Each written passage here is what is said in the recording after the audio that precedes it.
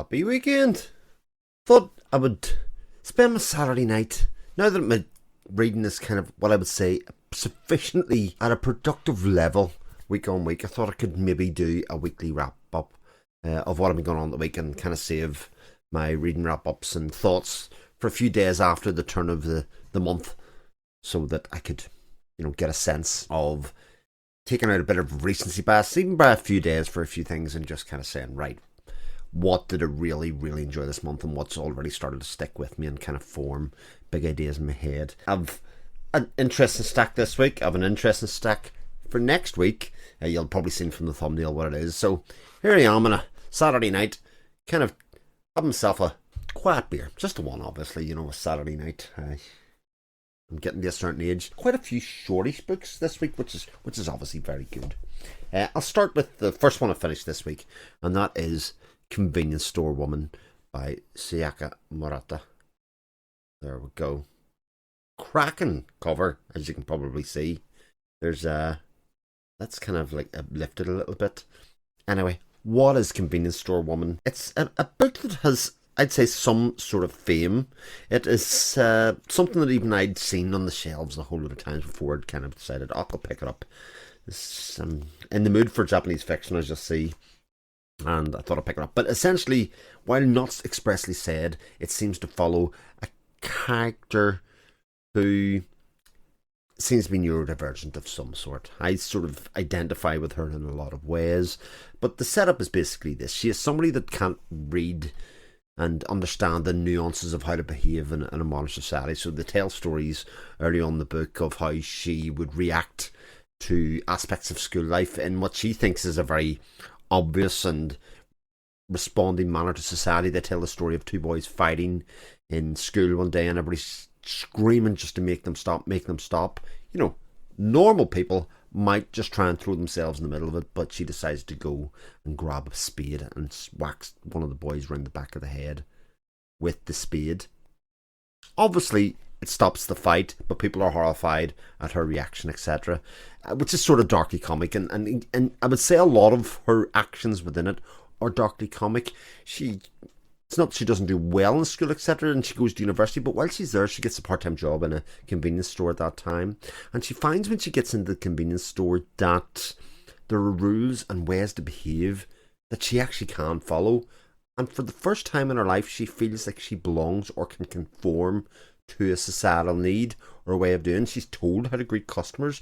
She's told how to go about her tasks when she's not greeting customers, what she should be looking for, how to operate promotions, what happens in that case. And she can actually see how for the first time probably, how she forms an impact on society. And she gets such reward out of it. She can see actually when she makes decisions about, fixing up in front and displays, that things sell quicker. And again, she has a positive impact on life and on the world. And as you might expect, she ends up liking it so much that everything else that she goes to do, she doesn't quite fit the same as she normally would. Now that's the sort of setup and premise of the book itself, but the book then goes on to explore about how, while she's happy working part-time in this store, her family, and especially the friends and people around her, are still sort of looking at her to advance on, because the normal thing to do in society would be to take that job, especially if you're good and competent at it, and use it as a springboard for something else. And between her and other people kind of having their views and telling her how she should be behaving, she's always in search for who she could be or how she wants to be. But all in the while, she just sort of wants to hide and exist in society. She doesn't have any big ideas about that. And, I find the book so warming and comfortable to do, especially as we view our character against other people. Some of them good, some of them bad, some of them we hate, some of them we dislike, some of them we love, we're kind of drawn towards. But in its own right, the whole thing is sort of tied together with this kind of big ribbon to say, what is life, and actually why would we care about other people? Why would other people care about me in terms of in terms of what I should be doing and what I am doing and all of that kind of stuff. You know, there's an awful lot of projection, I would say, especially in my experience of Western society, from parents on children on they want them to better what they did themselves. So the mistakes that they made, they kind of eschew them and say you shouldn't do that. You know, I made this mistake, so you don't have to do that kind of thing. So a lot of this kind of stuff's kind of predisposed and baked into culture a lot, and yet we have somebody that is not unnatural at society in some ways, and sort of following her darkly comic kind of turn and seeing some of the resolutions that she comes through is highly entertaining. And I was very happy to then run back to the bookshop and go and find some more Sayaka and Murata, because it was a very quick read. In fact, it was very compelling to the point that I could have done it in one sitting. Reads well and is done in these sort of vignette forms of things that happen to her the whole way through. Don't want to spoil too much because, as I say, it's quite short and but a lot of fun. Highly recommended. The next one I read is Fitzcarraldo Editions, book I got a while ago, kind of threw it in the shelf when it came in through the door. Didn't think too much of it. I didn't even look to see what it was about. It's called It Lasts Forever, and then it's over by Anne de Marcken. Okay, so the classic Fitzcarraldo Editions, kind of this blue cover, again, quite short in terms of length. And like I said, I didn't read anything about this before I started. I kind of jumped in. Now, I would say Fitzcarraldo, any of the Fitzcarraldo Editions books that I've read before sort of fit that idea of contemporary literary fiction. You know, there's good quality writing and language and ideas and presentation of language, especially often quite novel. But a lot of the ideas are, I would say, very much in the contemporary kind of side of fiction. You know, life, death, all of that kind of stuff that goes on. Now, I could be generalising because I haven't read a whole lot of Fitzcarraldo, but that's my experience so far. I read, even earlier on this year, Drive My Plough, which was like crime, literary fiction kind of melding. So, it lasts forever and then it's over. I take a drink because this isn't what I thought it was going to be. I was a bit... Well, let me put it this way. I'm starting reading the book and we're kind of following a character. And all of a sudden they've lost their arm. But it doesn't seem to have caused them pain, doesn't seem to have dampened their spirits in any way. They just sort of, 1 minute they've no arm. And you're kind of going, well, what's this about? And because the story is told, again, in that very vignette style, so they're very short paragraphs a lot of the time, of little instances of their life or little things that happen to them, kind of, in a lot of cases, their own personal thoughts when they observe things happening to them or otherwise. And I was like, I'm not sure I follow what this book is, but like I say, it's quite a short book, and it didn't take long for me to realise that this person or main character was probably a zombie. So this is a zombie book, but again, very literary fiction-ish. It has some great ideas. There's an endless amount of quotes, even in this short period, that'll make you ruminate on life, because at the end of it, it's not a horror book, it's the story of somebody who's dead, and somebody that's struggling to remember facets of their life and events that happened, but are drawn to one or two kind of key things within that context. Namely, they remember the person that they love, or that they loved during their life, and they're sort of drawn to that memory of that person, and kind of reminiscing and finding something that links them to their life part, whereas in their death part, where their brains kind of went to mush, all that kind of stuff. And they have these ponderings of why that would be important to them, especially if they're dead. You know, what is life about, but also what is death about? The two things sort of blur over one another. And I found the more that I went into this book, the more that I kind of revelled in the thoughts and the observances that they had of other people. And in a lot of ways, their observances of other people, and obviously the society that's post-apocalyptic in some way, because there is obviously a zombie portion of society and a human part of society, that how the dead observe the living, and how the living observe the dead in that context, and what they want to do to fix society, or what way they're going to treat people in society. And I find it really contemplative and interesting, and a lot of times very sad and touching, because while, you know, it's about a unrealistic situation, a future situation, it's like an awful lot of speculative fiction. It's really referring to how we treat each other and how our relationships form in the current day.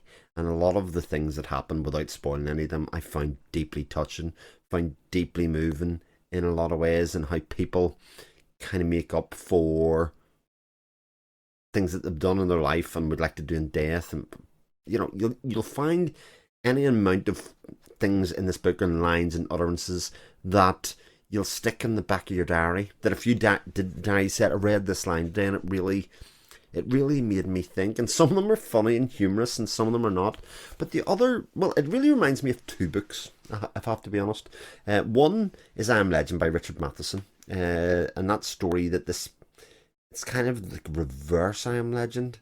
So this person's dead looking at the living, as opposed to I Am Legend, which is the person that's alive looking at the dead, and their society and how it fits in. And the other one's The Road. In fact, it's incredibly reminiscent of The Road in how it's structured. I mean, The Road has that kind of biblical style of writing that this doesn't have, but the vignettes and the little bits that it captures and the kind of journey aspect of it is all here, and it lasts forever and then it's over. And even though I finished this a few days ago, it has been swimming around in my head ever since. It's also the kind of book that I sort of just want to start again. Like I say, it's really short, and it has lots of observations, lots of things to make you think, and I thoroughly enjoyed this. And I'm really fascinated to see what I think of this in a lot of months down the line. Does it stick with me? I expect that it will. And what will be really interesting to me is how I compare this at the end of the year to The Road itself, because I did read that earlier on this year for the first time, and I think that's one of the reasons it has such strong parallels for me. I'm sort of fascinated kind of into this book's long-term impact. So it lasts forever and then it's over, and a Marcken. There is a US version, I think, which is it's a more design cover than this, but there's something about the Fitzcarraldo editions, isn't there, with all the blue that really draws you in. The next thing that I read, I put back up on the shelf. Be back in a second. Right, this one's a bit of a cheat because I read this most of last week, but only finished it on Saturday this week. And oh boy, is this. This is a book and a half. So this is Cordwainer Smith's Rediscovery of Man. I feel like I'm going to have to do a full review of this to really make sense of it. But thankfully I've also done a full spoiler chat, which I actually put up on the stream last week. So if anybody's read it, you can certainly dive in. This is one of the most unique books I think I've ever read. Not in terms of its structure or anything, because it is basically a collection of 12 short stories, and 12 short stories that were published within science fiction magazines. Cordwainer Smith was the scientific writings of a man called Paul Lindbergh, or Berger, something like that, isn't that right? Yeah, Lindbergh, and who died very, very young. But he would release every couple of years a story within this universe that talked about, a future society. And a very different future society. Now, I'll leave the specifics for a concentrated review itself, because there's an awful lot to go into. But this is a book that seems to be, on the face of it, a lot like a lot of kids' stories. It's like a 5-year-old coming home and telling you some weird and wacky stories, and it feels nonsensical for a large part of it, but each story has a crumb of at least one, but often multiple ideas of societal philosophical thinking, and things that you could ask yourself about people making sacrifices, but a lot about free will and what free will entails, and about how we treat classes in society, how we expect things from certain people in society but yet don't respect them enough to nurture them or otherwise.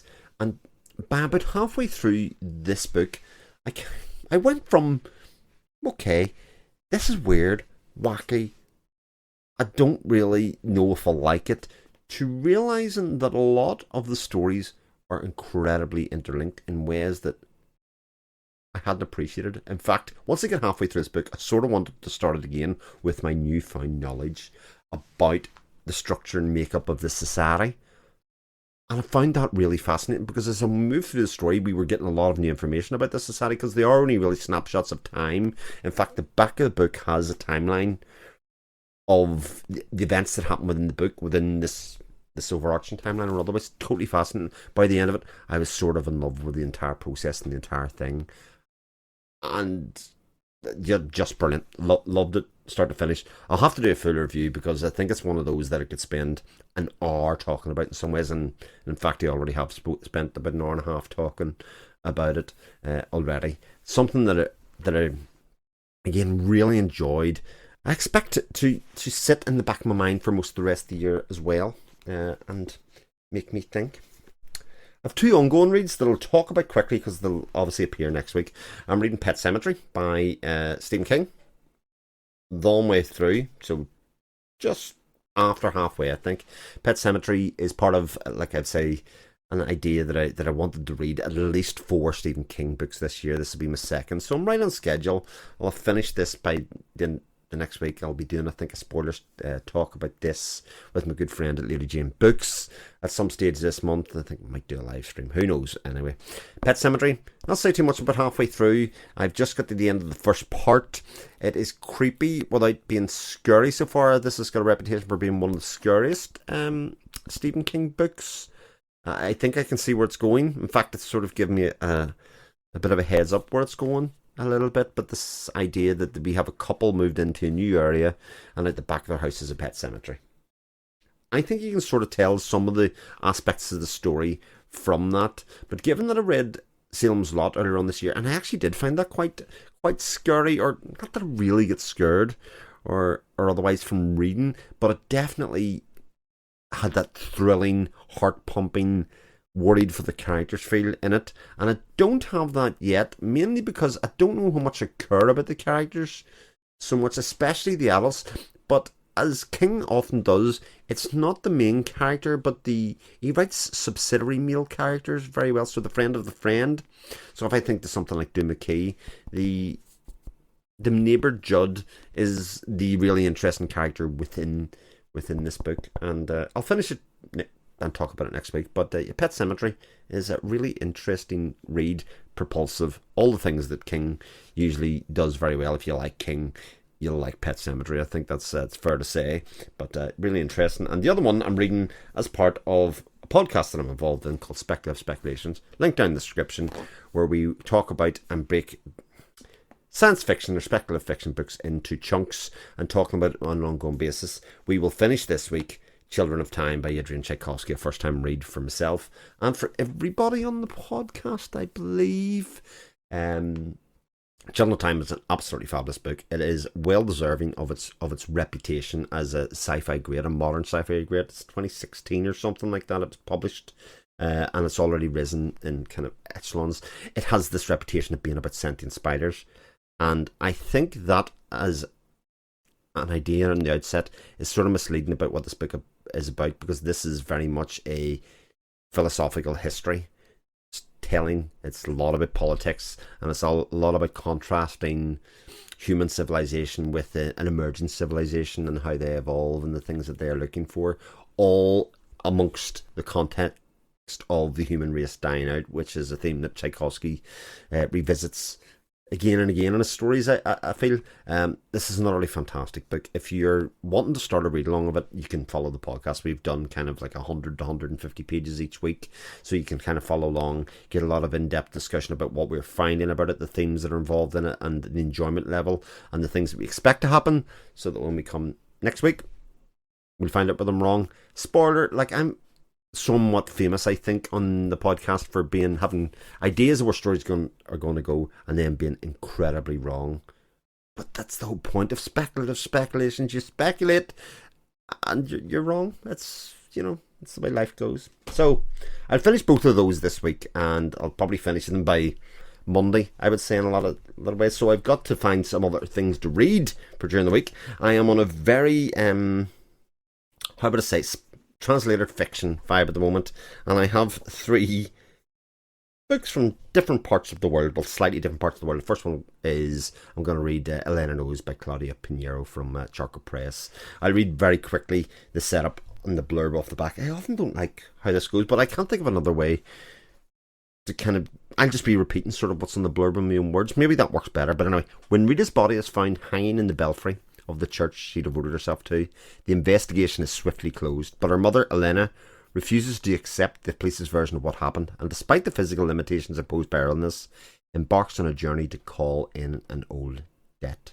Unfolding over a single day, Elena's arduous trek across Buenos Aires forces her to redefine everything she thought she knew about her relationship with her daughter, while confronting her with the ramifications of a fleeting encounter 20 years earlier. So it's translated by Francis Riddle and part of Charcoal Press, so it's an Argentinian novel. That kind of idea set over a single day, and again, not overly long, under 200 pages for sure. I'll fly through this book. I've read Charcoal Press's last International Book Award, which was this year, Not a River by Murata, which was terrific, and I expect to have as equally great time with this. Looking forward to that. Like I say, I was talking about the idea that I was reading some Japanese fiction. I sort of love the idea that Japanese fiction is so short, just like Living Spaces and otherwise. We've got Pushkin Vertigo's imprint, the crime imprint of Pushkin Press, Saishi Yokomiso and the Honjin Murders. Okay, so in the winter of 1937, the village of Okamura is abuzz with excitement over the forthcoming Ichi Yanagi wedding. I mean, I'm sort of regretting reading the blurb of this already. There's just pronunciation problems all over the place. But amid the gossip, there is also a worrying rumour. It seems a sinister masked man has been asking questions around the village. Then, on the night of the wedding, the Ichi Yanagi household are woken by a terrible scream, followed by the sound of eerie music. Death has come to Okamura, leaving no trace but a bloody samurai sword, hence the cover, thrust into the pristine snow outside the house. Soon, amateur detective Kosuke Kindiaichi is on the scene to investigate what will become a legendary murder case. But can the scruffy sleuth solve a seemingly impossible crime? So Pushkin Vertigo being a crime imprint of their publication, again, not too long. I like a bit of crime every now and again, not too much, and I'll probably do a crime video over the next couple of weeks of books that I've read in crime this year. And the last one, well, there's not an awful lot to say. This is by Sakinu Aronglong, Hunter School, translated by Daryl Stirk. This one doesn't have an awful lot to say about it, but it seems to be short stories, again under 200 pages, under 150, well, 159 pages, and the blurb just says this: Hunter School is a work of fiction consisting of recollections, folklore and autobiographical stories from the perspective of our Aboriginal Taiwanese man, aiming to reconnect with his lost tribal identity. A common theme running throughout this charming but important book is that of a young man learning about himself and his heritage from the past, elders, ancients, and nature itself. And I mean, that just sounds fabulous to me. Learning about cultures that are not my own, not even just learning about Taiwan, but learning about Taiwan's Aboriginal society, which is something I know absolutely nothing about, but especially told in the context of a lot of short stories or a lot of vignette stories. This seems right up my street, so I think I'll be able to do all three of those next week. They're all quite short, and will enrich my reading in some way. But of course, things can happen. We'll see it happens before next week. There'll be 5 books sort of finished, even though 2 of them are already nearly done. Oh, I don't know what to say about that. In terms of other things that have been going on, let me say I'm watching a bit of TV, not very much. Dark Matter, I'm watching on Apple TV Plus. Enjoying that a lot. I've never read the book, and sort of wanted to read the book before I watched it, and then sort of got distracted, and I'm just watching the TV series. It seems like it may be an interesting visual treat. I'm 3-4 episodes in at the moment, and very much enjoying that. And listening to, what have I been listening to? Well, I'm going to see Smashing Pumpkins on Monday, so I've been listening to Atom by them and enjoying that. Very different sort of album from them. And also been listening to the Black Keys Ohio Players, their more recent album as well. Very much enjoying that as well. So that's my week. What have you been up to? What have you been reading? What weird and wonderful things have you come your way and you've been talking about? Love to hear from you, and I'll catch you again soon, probably, maybe. I would imagine so, but I'll see you next week if I don't put anything out before then. Take care. All the best. Bye.